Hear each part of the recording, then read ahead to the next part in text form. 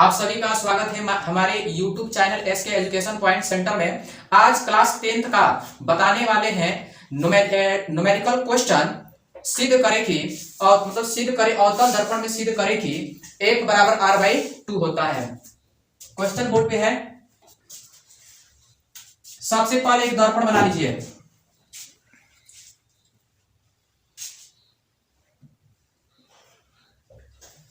अवतल दर्पण का विशेषता होता है उठे हुए भाग पर कलई किया जाता है और धंसा हुआ भाग परावर्तक होता है। वही आपका अवतल दर्पण होता है। इस साइड पर कलई कर दीजिए।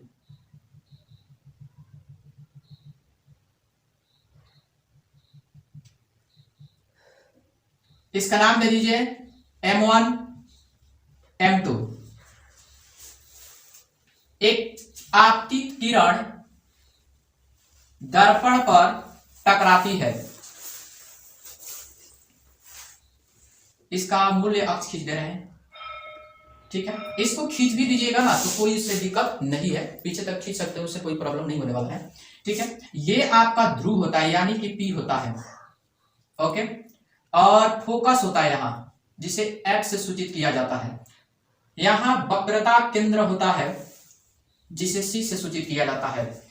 यह आपका आपतित किरण हुआ दर्पण पर परावर्तन के बाद वह फोकस से होकर गुजरी। इसका नाम दे दीजिए A और इसका नाम दे दीजिए B और इसका नाम दे दीजिए C। ये आपका प्रवर्तित किरण हो गया, ठीक है। और यहां से C से इस पर लंब जाएगा एक, ये आपका एक लंब हुआ, यह आपका एक लंब हुआ, ठीक है।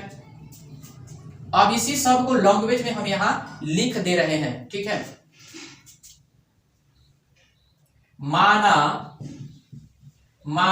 M1 M2 एक अवतल दर्पण है, अवतल दर्पण है जिसमें AB आपतित किरण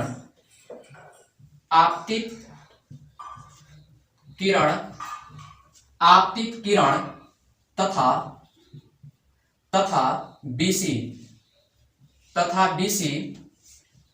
परावर्तित किरण है, ठीक है। परावर्तित किरण है। हम देखिए पहले से पढ़े हैं, परावर्तन के नियम पढ़े हैं। परावर्तन के नियम ये देखिए, अभिलंब, ये आपतित किरण हुआ और यह आपका अभिलंब हुआ, ये पहले आप पढ़े हैं, वो सब हम नहीं बता रहे हैं। इसी तरह हम इस क्वेश्चन पे बता रहे हैं, इस फिगर पे आप देखिएगा ध्यान से, समझ में आएगा। ये आपका आपतित किरण हुआ और यह अभिलंब हुआ, तो अभिलंब और आपतित किरण के बीच में जो कोण बनता है उस कोण को आपतन कोण कहा जाता है, जिसे I से सूचित किया जाता है, ठीक है। I से अभिलंब और परावर्तित किरण के बीच जो कोण बनता है उसे परावर्तन कोण कहते हैं, जिसे R से सूचित किया जाता है, R से सूचित किया जाता है। तो देखिए यहां लिख दिए हैं, लिखेंगे इसलिए परावर्तन के नियम से, परावर्तन के नियम से तो क्या होता है कि कोण I बराबर होता है कोण R। ये परावर्तन के नियम से होता है, ठीक है। समीकरण 1 बना लीजिए, फिर लिखिएगा पुनः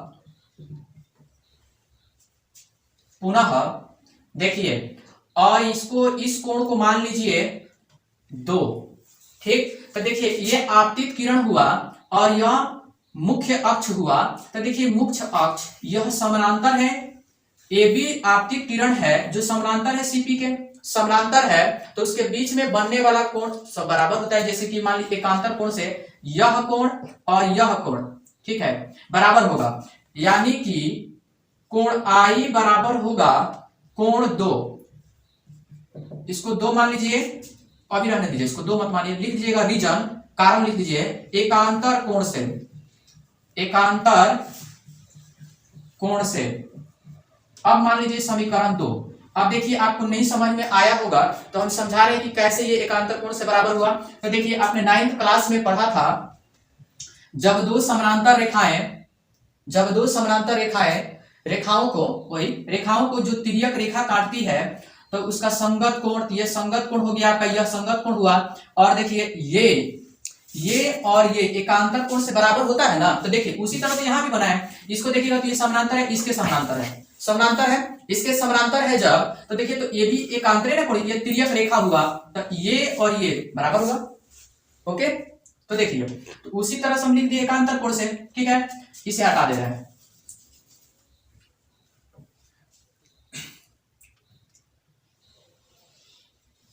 ठीक है, तो देखिए तो यहां देखिएगा यह कोण, ये दोनों कोण आपस में बराबर हो गया, अब फिर से ये और कोण आई कोण 2 के बराबर हो गया। ओके, तो लिखेंगे इसलिए समीकरण 1 और 2 से तो लिखिएगा इसलिए कोण r बराबर कोण 2, कोण r बराबर कोण 2 बराबर होगा। ओके, बराबर होगा। इसको मान लीजिएगा समीकरण 3, समीकरण 3 मान लीजिए, ठीक है।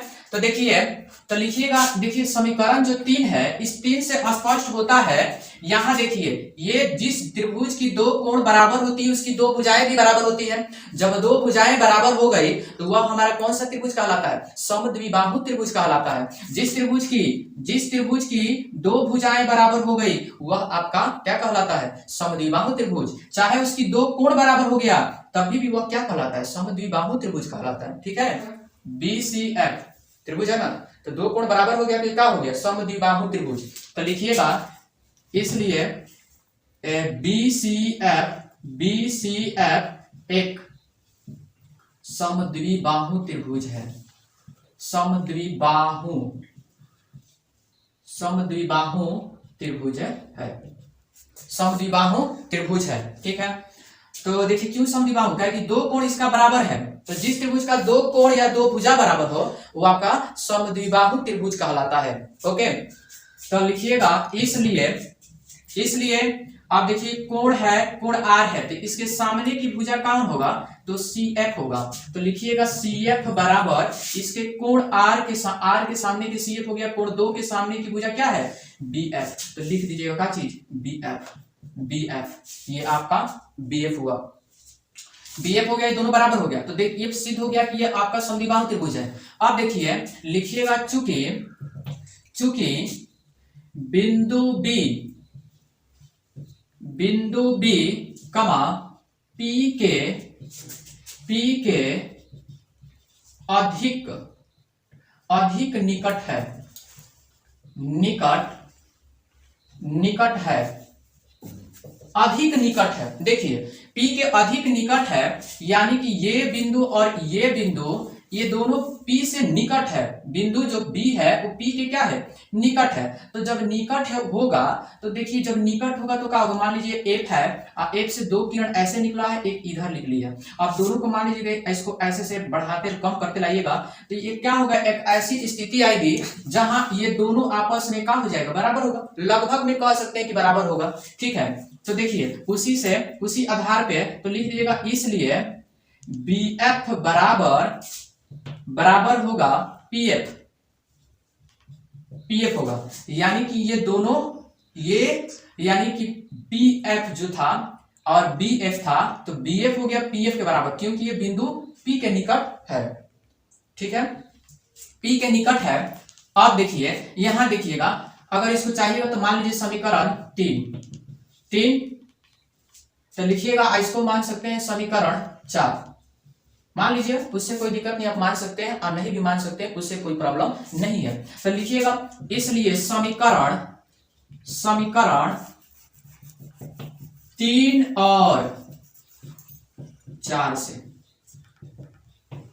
तो देखिए यहां CF BF के बराबर है और BF PF के बराबर है। ए जो था वो CF, BF जो है CF के बराबर है और BF जो है PF के बराबर है। तो बराबर है तो देखिए ये जब दोनों एक दूसरे के बराबर है तो इसलिए हम कह सकते हैं कि CF जो होगा वो PF के भी बराबर होगा। कह सकते हैं कि नहीं कह सकते हैं? काहे कि यहाँ देखिए BF जो है CF के भी बराबर है और BF जो है PF के भी बराबर है, तो हम स्पष्ट रूप से कह सकते हैं कि यह दोनों भी बराबर होगा।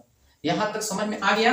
अब देखिएगा, अब आइए, अब यहां से देखिए CF से लेकर PF तक, तो यहां से लेकर यहां तक की दूरी को R कहते हैं। काहे के लिए? ये सब का है आपका, यानी कि P से लेकर वक्रता केंद्र तक के बीच की दूरी को वक्रता त्रिज्या कहा जाता है, जिसे R से सूचित किया जाता है। तो देखिए इसको हम कैसे लिख सकते हैं, लिखिएगा CP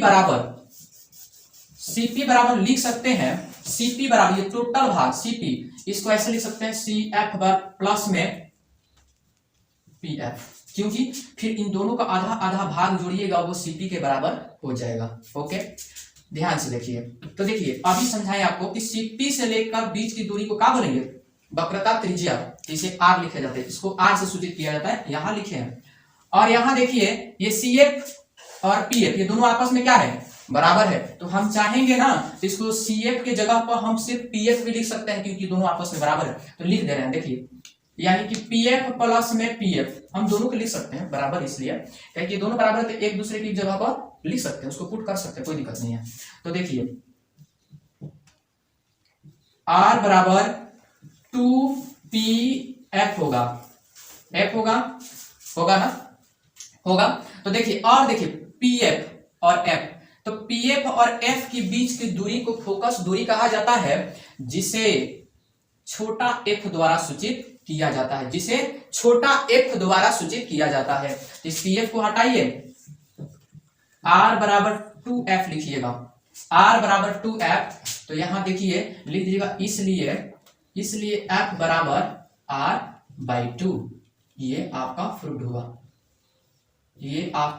हुआ, अगर इस तरह का वीडियो चाहिए आपको तो हमारे चैनल से बने रहिएगा और हमारे चैनल को सब्सक्राइब कर लीजिएगा। हाँ, और एक बात कि 2022 में जो एग्जाम मैट्रिक का होने वाला है उसमें हम भौतिकी, बायोलॉजी, मैथ्स का सब 100% गारंटी है कि उसमें से आएगा। ठीक है, हम जो कराएंगे क्वेश्चन, तो क्वेश्चन आपको चाहिए, अच्छा रैंक लाना है, अच्छा नंबर लाना है मैट्रिक में, तो आप हमारे चैनल को सब्सक्राइब कर लें और बेल आइकन को ऑन कर लें। ठीक है, इस तरह का वीडियो अगर आपको चाहिए और अच्छा नंबर अचीवमेंट करना चाहते हैं मैट्रिक में, तो हम बेहतर तरीका से क्वेश्चन गेस करके आपको हम बताएंगे। Thank you.